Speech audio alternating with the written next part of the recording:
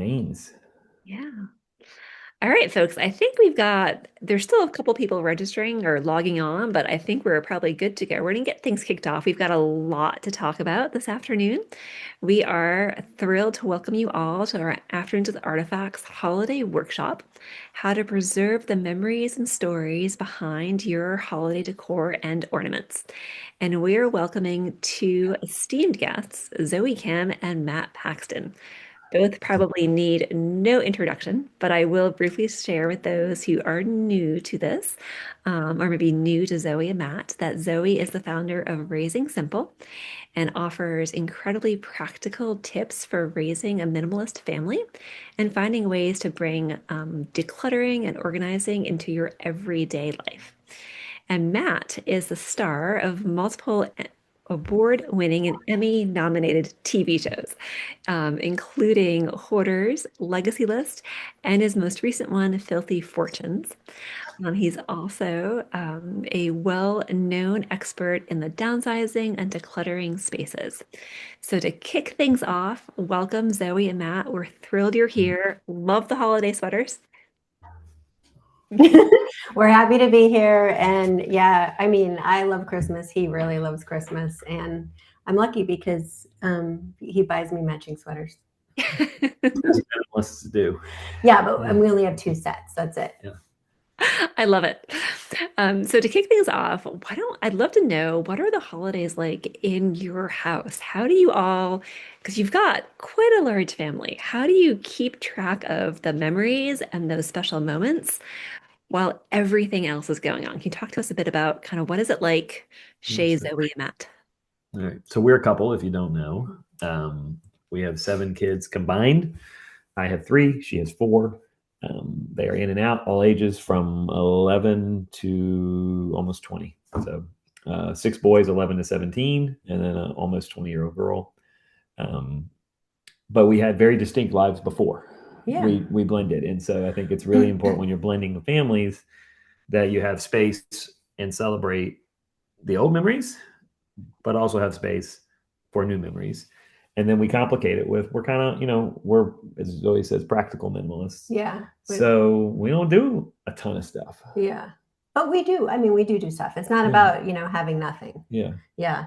But I think that we have done well blending like your traditions, what's important to you for Thanksgiving and Christmas, what's important for me.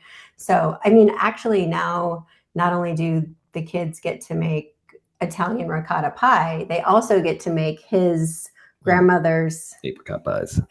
Pies. Nice. And I think both of those are artifacts. I'm going to pop the link into chat for folks because Zoe, you talked about your ricotta pie last month and it was amazing. So I will share that with folks so they can see what you're talking about. Yeah. But, we try to still keep things manageable and simple. Yeah, I think it's funny. It's why we chose to do an ornament class because that's like the one thing we can be excessive on in our whole lives. Yeah, we love Christmas ornaments and Well, we also, I mean, we're a family of 9, so the reality is like financially we can't go crazy at the holidays. Like it's just not realistic, and I mean we have to watch our cash, and so we have a small budget for each kid, and Zoe and I tend to, we'll go on a trip instead of spending a lot of money on each other. Yeah. But we do kind of, our love language is giving each other ornaments. And so, I mean, I think I got like 7 ornaments last year. And they were like, awesome. 6 of them were birds, all birds. It was the year of bird ornaments. But I love birds and I love ornaments.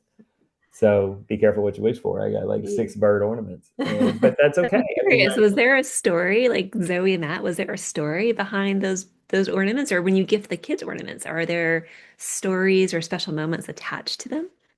Yeah, it's a story attached to a story attached to a story. She comes from an Italian-German family, and both of us, our families kind of disappeared in our early 20s. And so we were on our own for like 20 years. And when we became a family, we didn't even really, like, it was new for both of us to be able to share that kind of stuff, and I'm not looking for sympathy. It was just a long path to have a big family. And there's a German village here in Atlanta. We live in Atlanta, and there's a German village that pops up every year. Chris Kringle, Chris Kindle. Chris McCo or something. Yeah.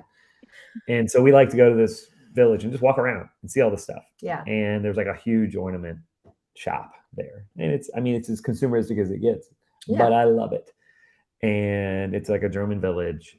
And I am old school. I love birds. I have, 4 bird feeders in the backyard until the rats took over. And I had to get rid of all the birds because the rats were calling into her mom's car. And so it's a whole long thing. So instead of having real birds, I got my Christmas birds. Yeah. And then, sometimes because we don't do, a ton of gift giving or something, if we hear one of, each other say, oh, I really do I love bird ornaments, then the kids heard them. I heard them. Everybody wants to get them a bird ornament. I said it once. I love birds and I love ornaments. And then all 6 kids heard it. Yeah. So I got 6 bird ornaments. Yeah. Magic.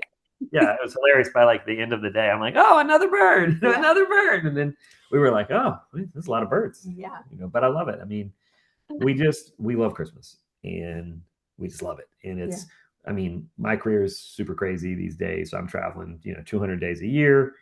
She's really busy with, so like Christmas, the 2 weeks of Christmas is the only time we are like all here. Yeah. It really is the only time we're all here for 2 weeks. And so it really is kind of special for us. And affordability is part of it. Ornaments allow us to have a really fun Christmas. I always throw scratch tickets, lottery tickets, as silly as that sounds. I love lottery tickets. I love the fun of it. And we just like to have fun. Yeah. And if you are looking at my mom's apricot pie, I think what's really special about that is it's down there in the chat for those of you. My backstory is my dad, my stepdad, both my grandparents, they died when I was 24, and that's how I got into cleaning houses. And then next year, my mom went around the country and got everybody's recipes. So all the recipes I grew up. And I've artifacted the book. You can see it, and you can see the recipe. It's actually my grandmother's recipe that I used to make these apricot pies with her. And my grandparents, if you've heard me tell stories, they were pioneers. Like, they were homesteaders. And they lived right on the Wyoming-Colorado border. And I would spend every summer there. And our job was to prepare them for the winter. And so, like, I'd get there, and they'd be like, you need to catch 120 fish. Or you need to can, like, 50 things of peas, right? So we would garden, and we would hunt, and we would fish until they had enough food for the winter, and then we'd go back to the East Coast. But we would always make apricot pies with my grandma. And my grandpa would break Broncos for extra money. He would literally people would bring him a wild horse, and he would ride it all weekend until it was rideable. And he would do that for like $20, and he did because he was trying to get each one of us $20 for Christmas. And the reason I'm telling this story is that book, my mom went and got all those recipes, all the recipes I grew up on from my grandparents, both sets, from all the old ladies at church that I grew up with, all of it. Every recipe. I always joke there's like 8 recipes for deviled eggs in there because I'm from Virginia.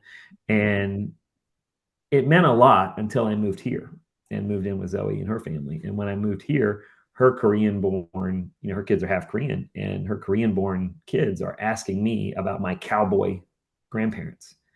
And it really was a connection that we didn't know. 1, we didn't know I needed, and 2, we didn't know it happened. And it was just really, really special. And it was because my mom took the time to make these recipes 20 years ago. And so that's why I've artifacted it. It's super important to me because I don't want to lose it. And I'm 50 this year. I'm losing a lot of stuff. I lost my dad's ring. I'm losing stuff left and right. And so, but you've gained so many memories. I have gained a lot of memories. We're creating new memories. Okay. I think that we'll talk about that today. But at the end of the day, Christmas for us really is a good mix of celebrating the past and creating new memories as well. Excellent.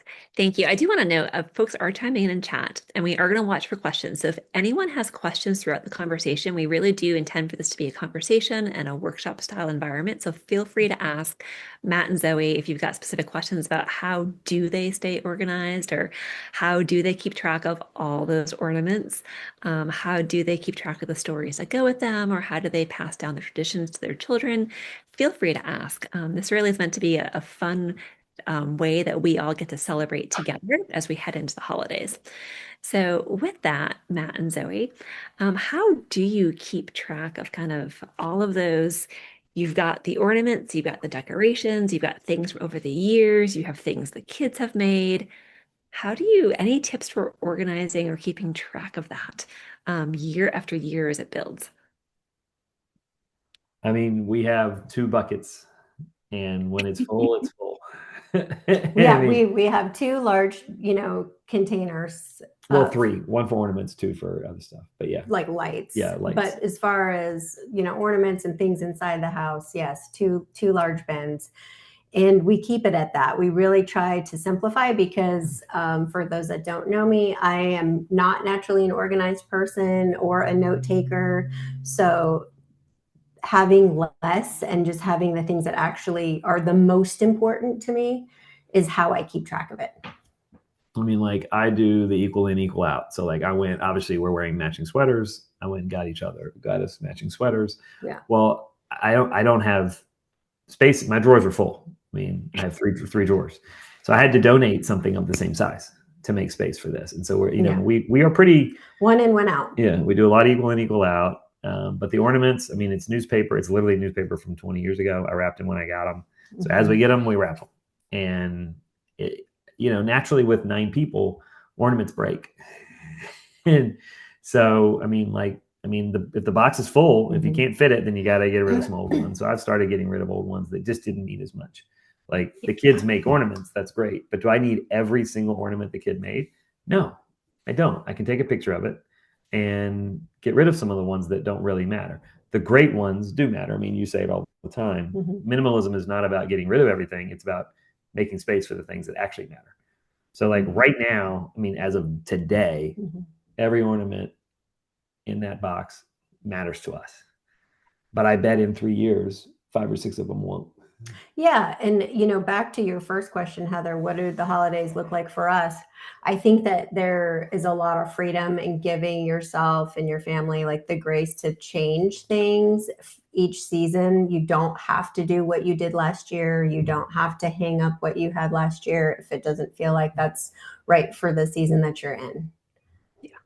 That's good advice, though. I think a lot of us sometimes feel like really guilty of like, oh my gosh, I've always done this. I have to do it again this year. Yeah. And then we start dreading it, right? Yeah, exactly. Because there's something else going yeah. on in that month and it just doesn't fit. And we feel like it's not going to be the right holiday if we don't do that one thing. Yes. So I'll tell you what we did do this year. Started at Thanksgiving and we're doing it again at Christmas. We have started getting our food catered. And I mean, every day is Thanksgiving at our house. We're feeding 9+ people. And Zoe and I found ourselves, she was cooking all the time. I was cleaning all the time. We didn't really enjoy the day. And so we went out and catered the food this year. And we had a much more enjoyable day. We still make the desserts with the kids, but the only thing we're making is the moments we're enjoying. So we enjoyed, I mean, the kids are getting older. Like how many more holidays do we have where all the kids are present? Very few. Probably 1 or 2 more, and they're all going to start splintering off. And so I'm really glad that we did go on the catering. Honestly, I think it was cheaper. I think it was when you get after like everyone's likes and dislikes for 9 people, like I probably pretty close. It was just easier, and it was so much more enjoyable for us. Yeah. And so the things we don't do, we talk about what we do, but what we don't do is we don't have special dishes. We don't have grandma's holiday gift, dishes. We have a few little, so like your grandma's bowl. Yeah. But we don't have it's actually my great grandma's we don't bowl. have a full, 3 cabinets of china that we only use. We don't have silver. We don't have china hutches. We don't have china. We let go of all that. Yeah. And guess what? Christmas still happens. Yeah. And I don't feel guilty. I mean, in my career cleaning out people's houses, the number one issue is they're like, well, I can't get rid of it. Like my grandma would be so upset. I'm like, well, how old's your grandma? She's like, oh, she died in, 83. And I'm like, so grandma's been gone 42 years and you're afraid to stop using her silverware. Yes, totally. And it blows my mind. You've heard me say this many times. The guilt is at 50. If you're 55 or older, you have that guilt. Under 55, you tend not to have the guilt. But it will come for you. I can attest to that. It happens. 1 second. There's some really good comments in There's here. some awesome questions. Let's get to those because we are here for you guys, and I want to make sure that we answer your questions. And but Sharon, did he just say they are going to start fluttering off from the bird lover? Oh, did I say that? I don't know. Wait a minute. I see Yeah, one. he Yeah. did. Okay, so So do you yeah, guys want to take about the questions? We got yeah, Mary and Lene Mary. also have Yeah. questions. I mean, Mary, this is, So Mary hmm, said, Mary Martin, how do you record and preserve the stories? I actually use artifacts. I mean, it's that simple Yeah, and it's not meant to be a commercial. I yeah. mean, it's just so much easier now. It took me a while to get used to it. I met Heather because I was trying to build an app like this. I've been very open about this for my business, Clutter Cleaner. And I had the same problem with all my clients, and we were wanting to share these stories. And so I was trying to find out if there was an app or if I could build one. And then a lot of us in my industry are members of a group called NASM, National Association of Senior Mood Managers. And the people that run that were like, yeah, there's already an app. It's called Artifacts. And they connected with Heather. And when I Yeah. used it, I was like, oh, this is incredible. And once you just jump in, I mean, once you start using it, like it's a lot easier. And now, like my kids will literally sit in the garage with me when I'm going through a box, and they'll start artifacting with me, and so I'm telling my sons the story, and then they record it. And I have to say, like artifact, it's just like, and if you'll notice my artifacts, I don't really detail it out much anymore. That's my great aunt's bowl, Yeah. Aunt BB. So you'll see, I've got my I audio. didn't love the bowl. It was Aunt BB's. Okay, that sounds weird to hear yourself. I just don't have a lot of time in my life, but I want to get these stories down. And for me, technology wasn't there when everyone died in my life in 01. And so, like, I really wish I had my dad's voice. I don't have it. And so I record a lot of audio on Artifacts because I want my kids to have my voice telling the stories. Sometimes I'll do video if I have something funny I think they'll like. Um, Now, I also use this in my professional career, and we do it with our clients, and they love it because they get grandma, Yeah. or they get uncle. Like, look at Uncle John, he had hair. Like, oh my Yeah. God, they can't believe it, and I just love that. But, So I want to piggyback on that first question, but your answer about how to record, preserve. Matt, you like to ask the questions. So when he goes on Artifacts, because Matt's an amazing storyteller, I'm kind of boring with it, but well, I am, but I'm too good, and I'll take up the whole day, and I'll take up the whole conversation. Yeah. So that's why we're going to go over this list now. We have a list. Someone gave me a list of how to actually hone down the time that I tell a story, but it is important. Who gave him the list? Yeah. Well, no, but so when we go into Artifacts, I just want to talk about the practicality because can I say why real quick? Yeah. Okay. So now the kids are wanting to artifact as well. When we started, it was just me. And so I had to fill the time. I had to fill the space, and I would talk all the time. Well, now I'm in the way. They've all heard the stories. They don't need them. Yeah. And so now I have to like kind of do it really briefly so that the kids have time to do theirs. Yeah. Because Mary Martin, I'm not sure if you've artifacted anything and how familiar you are with using the app, but it's very user friendly. So, Matt will go in or I'll go in and the questions that he likes to ask is, so what is it? Simple. Where did you get it? Mm-hmm. Who's it from?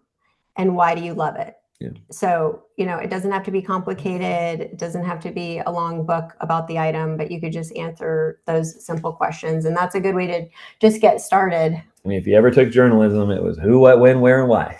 That's all we're doing, y'all. Yeah. It's not rocket science. But I will tell you professionally, when someone passes away, you lose the stories and you lose the connections, right? This Nancy, you just said right here, connect the stories to the past and now. You're exactly right. Yeah. And that is why I really like to do the audio, because once I'm gone, half our family stories are gone. And so I'm really trying to get them in. And it doesn't have to be a perfect essay. It doesn't have to be perfect. To steal Heather's words, just get started. And Matt, can I jump in right there for a sec up on the audio part? So for me, for those that don't know, I started Artifacts 5 years ago. My mother had passed away. I was the eldest, only girl. My brother said, yeah, good luck with that, cleaning out the estate. Send us a check. Don't toss out anything important. And I was trying to figure out what on earth is important. What would she want us to keep to tell her story? And it is a little it can be painful during the holidays. I wish I had her voice. She passed away really young and we took for granted. None of us saved, the last voicemail. None of us thought it was ever going to be the last voicemail. We didn't ever stop and ask hey, Mom, tell us the story. I'm going to record you. And of course, these days it's so much easier to do that. Like Matt was saying, we all have these amazing recording devices in our back pockets all the time. You can literally ask someone the question. I think Lene had a great question or something to come over for dinner tonight. You could have them tell you the memories, pick a favorite ornament, tell the memories, record their voice, but then also give them the gift, share your memories. What makes it special to you? What do you remember about the ornaments they made you? Or what do you remember about, them decorating the tree or that one time that, they tried to reach too high and knocked something off the branch? Like those silly stories, those small moments. I think they matter so much more than we think about. Like we all, like Matt was saying, it doesn't have to be perfect, but it doesn't have to be, the best memory or the best story ever. Like record those small moments, record those memories, because in hindsight, that's what I wish I had. I wish I had my mother's everyday voice telling us everyday stories and memories.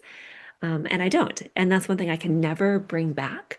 So I would just wholeheartedly, if you're spending time with families, like get that voice. Even better, get the video. If they let you record them Mhm. on video, fabulous. But if not, audio is amazing. Well, and I want to tell people, I love what you're saying, Heather. Like and again, if you don't know, I help people clean their houses like all the time. And we've really relied on artifacts lately because we want people to just record the story. But what you don't know is going to be important to the next generation. And I talk about, I've had my grandfather's trumpet for, I took it from my mom's house when I was 18. I've had it in storage. It's somehow made the cut all the way. And I was getting ready to get rid of it about 2 years ago. And my oldest son just started getting into band. And this last winter, he's like, I want that trumpet. He never met my grandfather. I mean, he then spent the whole Christmas break learning how to repair a trumpet, and he learned how to play it. And then someone gave me some sheet music. My church that I grew up in Richmond, Virginia, they were cleaning out the choir room. And the choir director doesn't know me because I've left the church since she's there. But they asked who it was. They're like, oh, that's Matt Paxton's grandfather. And my grandfather grew up there. So they mailed me sheet music my grandfather had made when he was 12 years old in the 30s. And like 30, I think 1930 or 1928 or something. And they mailed it to me, and I got to give it to my son. Little did my grandfather know that his great grandson would be this huge band nerd and would repair the trumpet and then play the song. So we're talking 100 years between these two things, and it connected and it mattered. And so I just really want to, like, I'm getting dramatic here, but like, please, it doesn't matter how perfect it is, because you don't even know why it's going to matter. It may matter to a grandkid that you don't ever even meet. You just got to be yourself and just tell the story. Like, it's so important because it'll connect with someone someday. If it's not recorded, then they're not going to know. Yeah. That's so true, Matt. So if we're getting into storytelling, we've got a couple more questions here. Let me just quickly grab. Oops, of course my screen is freezing. Sandy wants to know, are you artifacting both things saved and others that you've let go of to keep the memory? I do both. I found it's easier to let go of it if you artifact it. I mean, I got rid of you can see on my artifacts, I have my old skateboard. I'm 50, y'all. I'm not skateboarding, right? Like, it's not going to happen. Yeah. I mean, I need to be able to work to provide for this family. So like my kids, actually, if you watch the video, my son videoed me skateboarding. And as soon as I videotaped, and I've carried this, I was 14 last time I skateboarded. I'm 50. And it was like, okay, I need the space. It's time to let go of it. And I just threw it up on Facebook, like thinking, well, maybe someone will buy it for $1, and turns out it's a vintage Powell Pearls. It sold for $200. Like, I had no clue, and it sold like that. But yeah, I got rid of it, and I don't care. I have the story. Like, it doesn't matter. I don't need the item. And then a few items I'll keep, like the cookbook and specific ornaments. But I use it specifically like on mediocre art, which is your kids' art. We call it mediocre art in the business. I think artifacts alone is a miracle for that. It's not the kids that want you to keep the art. It's you. It's the parent. What if they're a Picasso? They're not. You would already know at 8 if they're Picasso. Yeah. Take the picture, artifact it, and move on. So I use it for both. Trust your comfort level on that. Zoe's really good at, if she's not ready to toss it, she'll put it in the garage for like a week and see how her life is without it. And then if her life's fine, then she donates it. Yeah, but she me- kind of puts it into like purgatory for like a week before she's ready to let go of it. Yeah. And me, I'm just like, I got it. It's on Artifact. Boom, get rid of it. So it just depends, but whatever your comfort level is. Yeah, I think, for both.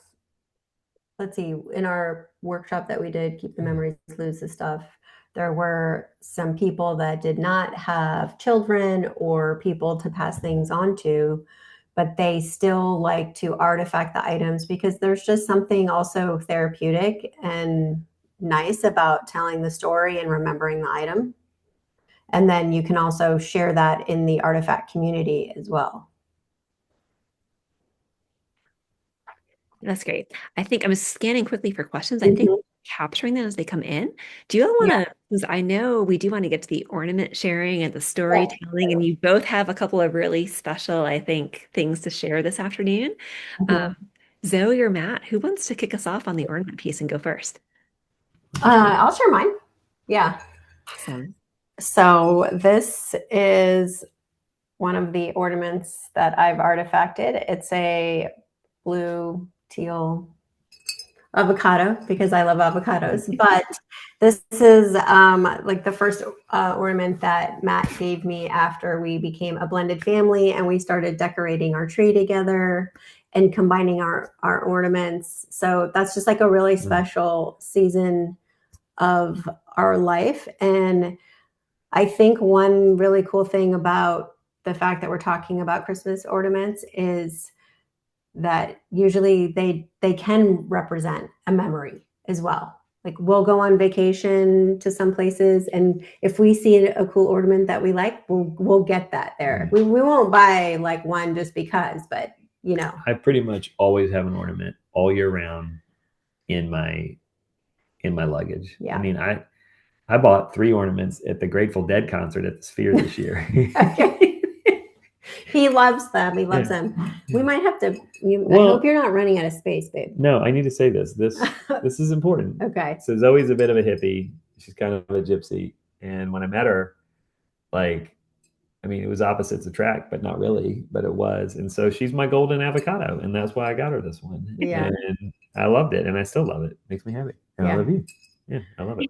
So now this just gave me another idea. I mean, I feel like on my artifact, like I want to record you saying that story. So this is like a joint effort. Like, and Zoe, that is 100% what I do. And then I think that's really sweet, and what a good way, a good memory to have. And then the other thing too, so my grandmother passed away when I was 26, and I was just sort of in the position in the season where I was helping take care of her things. And I remember there were things that I really liked that I saw in her house, and it made me bummed and sad that I did not know what they were. So I kind of think about that, where if there's anything that's important to me or sentimental, and I want my kids to know that I don't have to rely on them remembering me telling them one time when they were 5. I can artifact it and share that story with them. And then they can either choose to, keep the item or just keep the memory. Yeah, that is so, I think that's the best part is it allows you always have the memory, but you're not burdened if for some day you don't want to have the actual item. Or in the case where families grow, like you start, you have your nuclear family, maybe you've all got ornaments over time. As they grow up, which is what we're experiencing right now, kids are getting partners. They're not home for Christmas. And you suddenly can't split, the star on top of the Christmas tree. You can't divide that in 5, or in your case, 7. Only one kid's going to get that, whatever that happens to be. You're able to ensure they all have the memory, they all have the stories, while maybe only one gets the item. And that's one thing that I discovered going through my mother's stuff too, is that you just can't, certain things you can't divide, and there's no way to equally or even fairly do it. But if you can share the memory, everyone can benefit from that. Can I tell a star story? Christmas? Yeah, go for it, Matt. So we have this really, believe it or not, Walmart. I can't believe I'm promoting Walmart. They have wonderful vintage Christmas items. Oh gosh. Or they're just cheap. And the star on the top of our tree is a really crappy, like $10. But it's like vintage. It looks vintage. It looks vintage. But I love it. and it was only out 1 year, and we've had it for 10 years. And I was cleaning out a hoarded house this year on my TV show Filthy Fortunes, and I went back to get another one of those stars, and they don't have it. It was just out that 1 year, and I'm cleaning out a hoarded house, and I found that star still in the package. And it's actually going to be the family from the season premiere of Filthy Fortunes season 2. But I lost it. I was like, oh my God, this is the tree we have. And we have a firm. You can't buy anything out of the houses. You have to buy it at auction. And the family was trying to give it to me, and I was like, I can't accept gifts. I'm sorry, but thank you. And it showed up at our house the other day. She mailed it. I don't know how she got the address. She mailed it to us, and you probably gave it to her, but she and it's on our tree now, and I just love it. And it like came back to me. It was such a wonderful thing. Like, it's amazing how these little things, man. I think for Christmas, to me, that's just when it happens. Yeah. That's really sweet, Matt. There's some awesome comments in here, folks. Thank you so much for chiming in and sharing. Nancy, the best gift is your presence. Yes, like your family, I'm sure, cherishes that. We've got some. Rosanna's noted she can artifact and donate her 2 large collection of souvenir refrigerator magnets. Yes. Free up some space and share the love. Oh, hey, Rosanna, about her, I can artifact and donate my 2 large collection of refrigerator magnets. I love that. Like, there's some really cool old vintage, if you've had it for like 20 years, or some killer old random magnets. That's a great way to share all those. I love it. And you'll be surprised how many people also collect magnets around the world. You'll be shocked. But don't donate them. Put them on sale. You'll be amazed people buy those collections as a whole, as one lot. And Matt, we've got a question here that maybe is best suited for you and kind of your experience in helping families sell and go through the estates. But Nancy wants to know, if something is cheap, you need to ask who made that. How much did it cost them? Are you okay with that? What did she ask him? If you're like, if you're using it as defensive to get rid of it, like, yeah. So we don't hold on to anything because of the value. You hold on to it because of the emotional value. I'll say that. Like, Heart value. Heart value. It's love value. So like, hoarding is really broken down to you're looking for self-worth in stuff, right? We hold on to things because we love the people. It's not the chair. It's the person that sat in the chair. Now, so like for me, I'm reading that, Nancy. I may be getting it wrong, Nancy. Like, if my mother is like, you have to keep that, and I'm like, dude, that thing is from IKEA. I'm good. I don't need to keep it. What I like to do is say, hey, tell me the story of that item, and then go right into the who, what, when, where, and why. I can't tell you how many, because then once you hear the why, you're not going to care what the financial value is. Either you want it or you don't because of the why. And if you don't want it, artifact it and give it to someone else, and don't tell the person that gave it to you. That's okay. You do not, once someone gives you something, it is yours. You do not have to report back to that other person. I'm talking about mother-in-laws, just so we're clear. Right?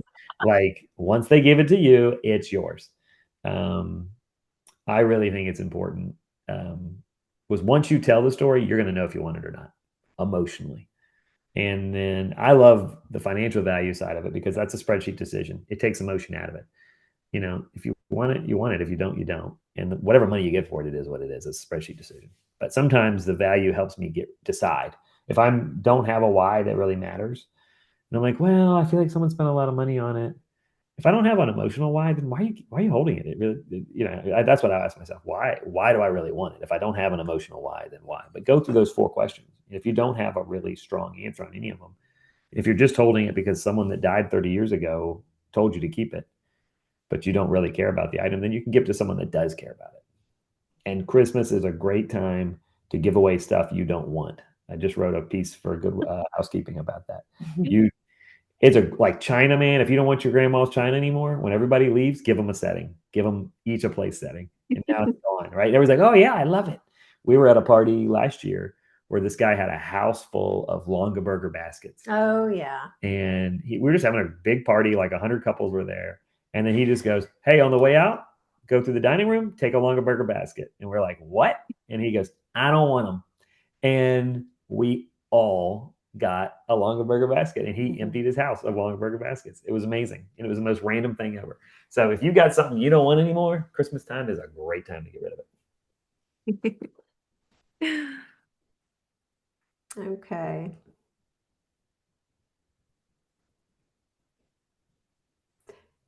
We're looking here. We're reading your questions. Yeah. Nancy, I got another 100 longer burger baskets if you want them. We can easily get them to you. Tis the season for regifting. Oh, man. Don't be afraid of regifting, by the way, at all. I kind of love it. You say, I just saw this item and I knew it was just for you. If it's actually for them. Yeah. Yeah. All right, we're gonna let other people tell their stories. Yeah, we've got a couple of folks Let's that do it.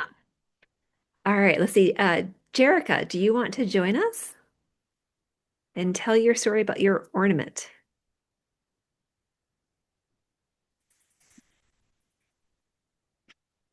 Hi. Here we go. Hey, Yay. Jerica. Hi. I Hello. will pull up your Santa cat for all to see, and Oh, please tell us your story. so my grandma, her mother was a dress seamstress. She grew up doing all that, made all the clothes, everything, and then she just kept doing crafts. So she tried anything, everything. When she was like in her 70s, she took calligraphy at the local college just for giggles. And when she was in her 60s, she started making porcelain dolls. And so we have all these dolls that she made. She has since passed. And we've been cleaning the house out and Santa Cat, um, we unpacked him and we decided that we had enough space that he can live now in the cabinet. We can enjoy him all year round. And yeah, so we can just and then we actually gifted because she made so many ornaments. We gifted ornaments last year to the rest of the family. So it's been a nice way to carry on her legacy but not be buried in a shrine of her. That's well said. I really love what you just said there. Yeah. A lot. So I struggled with that. I kept everything of my dad's when my dad Yeah. died. It was like a museum of my dad's. And then Yeah. you get old and you're like, why do I have all this stuff? So the Right. Santa Cat stays out all year round. Yeah, we in fact just cleaned and we had a antique cabinet and I was able to put Santa Cat and some other dolls that Grandma made in it. So, I got all my favorites and I can just enjoy them now instead of have them packed away in boxes or cluttered in corners. Do people say like, what's that Santa Cat? Do they ask? Um, they do. We also actually the one that she made, we have a 6 foot tall doll that she made. That's the one that gets all the attention. So what I love about that, folks, is by having one or two items by Yes. grandma actually gets talked about more.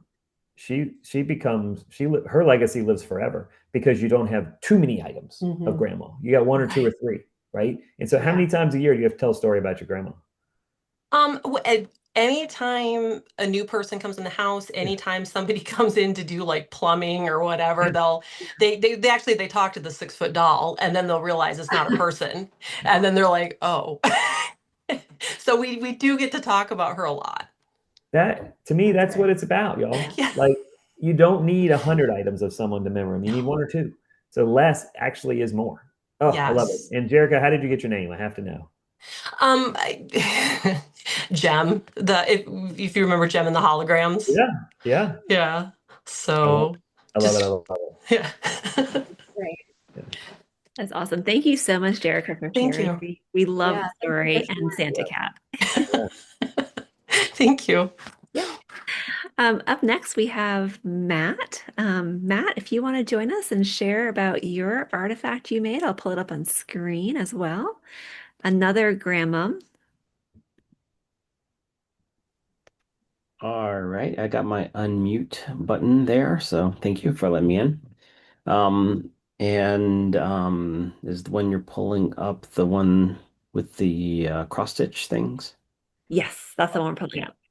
Yeah, so long time ago, and I'm in the Matt Paxton age era. Yes, and now I do care that I'm over 55 about these things, which I did not before. Yeah. Amen to that. Yep. Yeah. So my mom actually recently passed 2 months ago, and she was 85. But a long time ago, I was into Disney in my earlier parts of my life and whatnot, and she took the time to cross stitch a bunch of different Disney ornaments for us. And God bless her, but these are not things I'm going to hang on my tree nowadays. As part of her passing or whatever, we've got this artifacted, and they're in a box. So I've got to figure out, do I actually regift them at some time, or give them to the kids if they want them?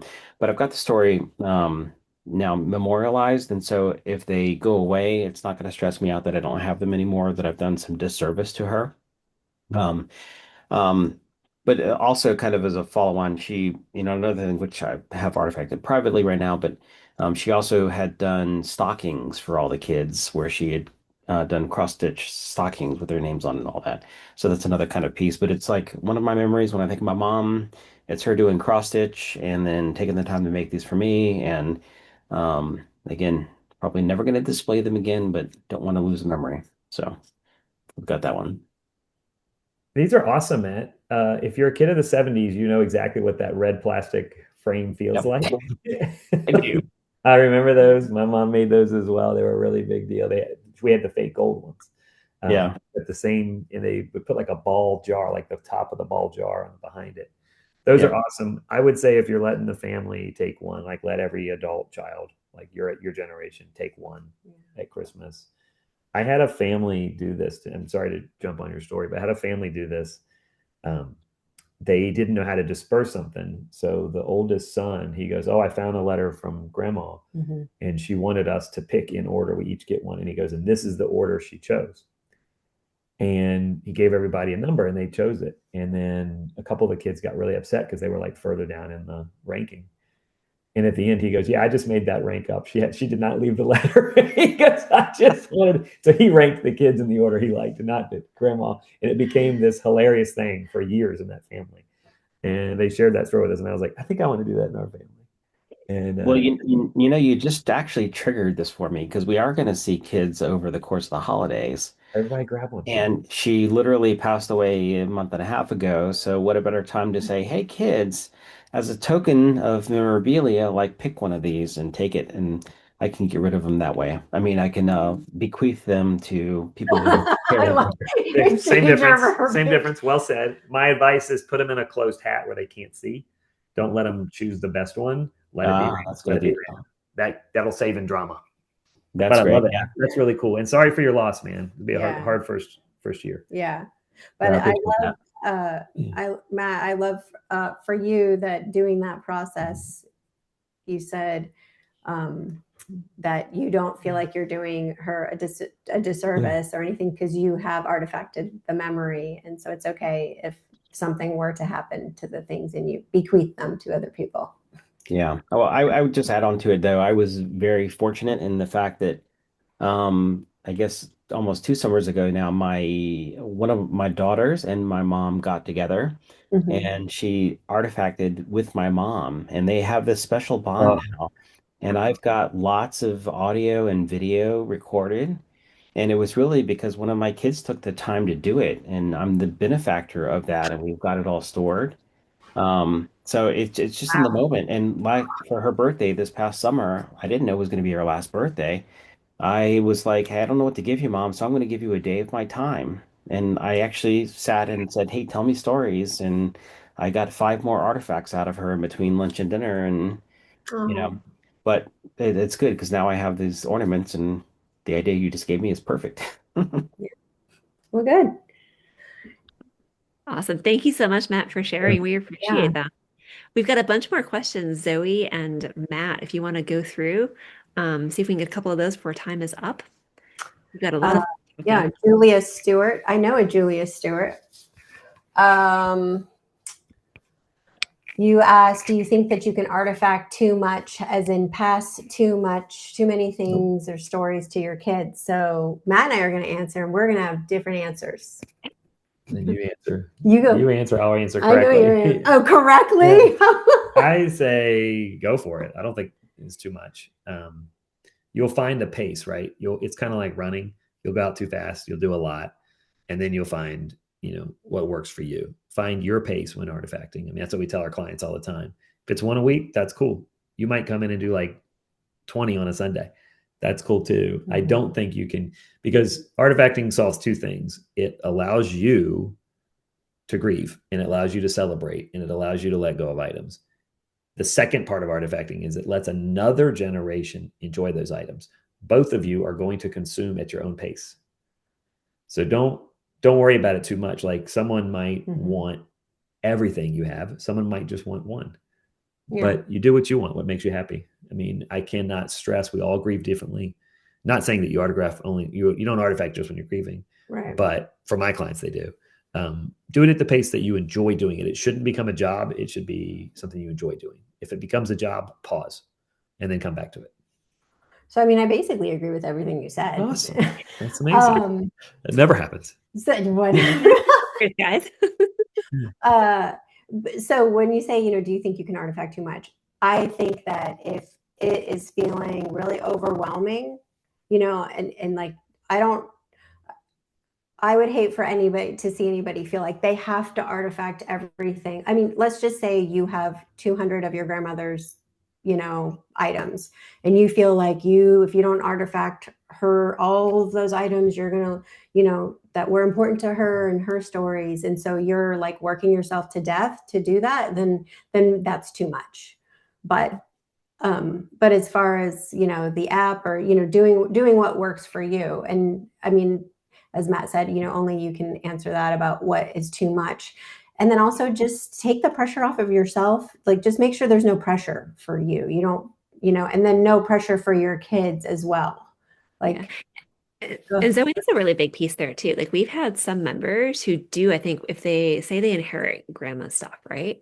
And they're like, oh my gosh, there's 300, 400, whatever. We've had some members be like, you know what? Grandma had a miniature piano collection. She had over 300. I'm not going to keep all of them, but I'm going to take a photo of all the miniature pianos displayed in the curio cabinet. One photo can tell the story, and maybe you have one or two pianos. Same thing if, China. We had another member who, Matt, you probably can relate to this. Like, literally, like, it was 3 generations worth of china from both sides. You end up with like 6 china sets for 12. There's only so much china you can give away. They took a photo and they told kind of a very funny, like, how did I end up with this much china? I only have a family of 4. Like, this is ridiculous. But they told a funny story. They memorialized kind of the fact that they have this giant collection and they were able to donate it. But they didn't have to spend the time literally, documenting every plate or every miniature piano. Like, you can do it by grouping in category too. It's not just each item is its own. Like, you can think broad and think big and think, however creatively you want to think about it. Yeah. We donate a lot of china to kids' art programs, and they'll break it up and make it into mosaics, which is really cool. Can I answer Carrie Ann's question real quick? Yeah. She's got a client. So this is a professional question. She's got a client that has a lot of china that she thinks is valuable, and she wants her to sell it all. And the reality, if you're a professional, you realize that what we have to charge by the hour to sell everything, it usually costs more to sell it than it does what they get for selling it. So this is for Carrie Ann specifically, sell the sterling silver. The plated silver, just donate it. Plated silver doesn't sell anymore. Just donate it or sell it as a lot for like $10. But the sterling the China's not going to sell. So list both. List the sterling. She'll see how much it sells for, and also list one set of China, and it won't sell, or it'll sell for like $1, and let the market prove what it's worth. I want to stress this to anyone. It's not you. If you're a professional, it's not your opinion if it's going to sell. It's the market. This is what the item is worth. All I did was helping you. So just let the market dictate what it's worth. Period. And Matt, one thing to add on that too, like here at Artifacts, like we often get asked those questions from professionals. And now we have we call it Artie Assist, but it's our AI-backed Artifacts assistant. And it helps you when you upload a photo and you make that artifact, you can tell Artie Assist, use that photo and tell me what have recent similar items sold. So you can very quickly get the data from a variety of sources, eBay, Craigslist, you name it. But you can see right away in a matter of seconds, it's $1 or it's $5. And it can also save you time, but then you can show your client, we now have the history of the china or whatever it happens to be. And by the way, we now know it's going to sell for a couple of dollars. So you can help make an informed decision. So if you are a professional, We have heard a lot of great reviews from our Already Assist feature that's helping professionals help clients understand the value and the history, but make really informed decisions. And if you're a person that's trying to do your own house on your own, value your time at $25 an hour. Yes. Your time is worth $25 an hour. So if you're going to spend 4 hours trying to sell a $20 piece of furniture on Facebook Marketplace, the numbers on that don't add up. You just gave away $80.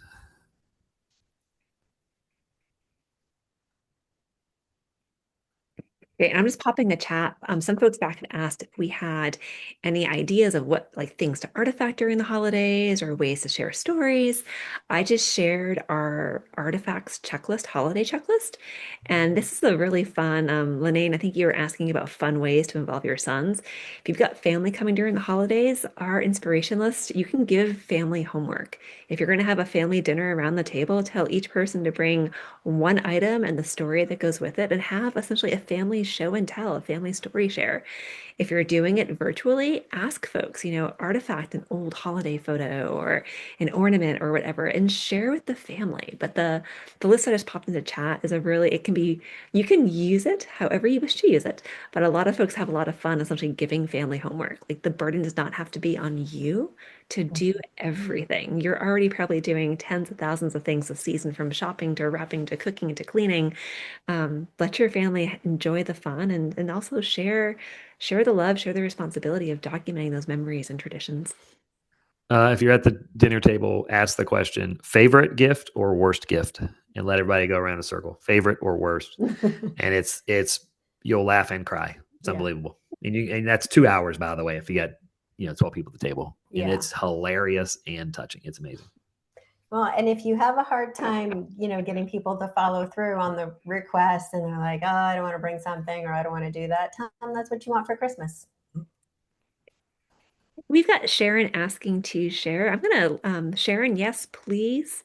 I'm going to turn on your mic so you can share. We know you're a frequent attendee at our afternoon sessions. Here we go.